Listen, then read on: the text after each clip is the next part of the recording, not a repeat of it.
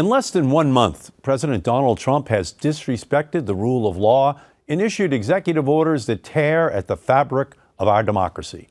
He has imposed an illegal ban on refugees based on religion. He has refused to divest his foreign business interests. He is trying to stifle a free press. The United States Supreme Court's role in preventing abuses of executive power and defending the Constitution will be tested as never before.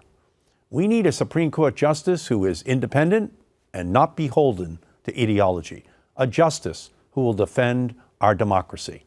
This week, President Trump named Judge Neil Gorsuch to fill the vacancy on the Supreme Court.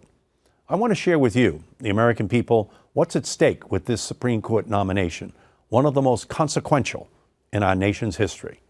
Judge Gorsuch has sided with corporations over the environment, the disabled, and consumers. He has sided with corporations that withhold people's pay and improperly fire workers. He has sided with corporations over the reproductive rights and health of women. President Trump repeatedly promised to appoint a Supreme Court justice who would overturn Roe v. Wade, and he has found a potential ally in Judge Gorsuch. Judge Gorsuch's record gives every American reason to be concerned that the basic protections that keep families safe, healthy, and productive will be at risk if he is appointed to our nation's highest court. Now, as the Trump administration wages its assault on our core democratic values, we need a justice who will uphold the constitutional rights of all Americans and not improperly expand the influence of corporate interests.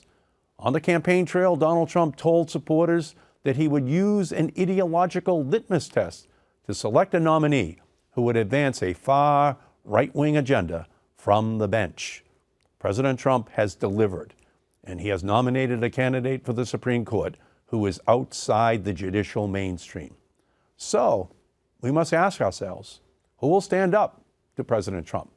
It won't be his cabinet of big oil, big banks, and billionaires. It won't be Republicans in Congress who are rubber stamping all of the president's cabinet nominees and policies.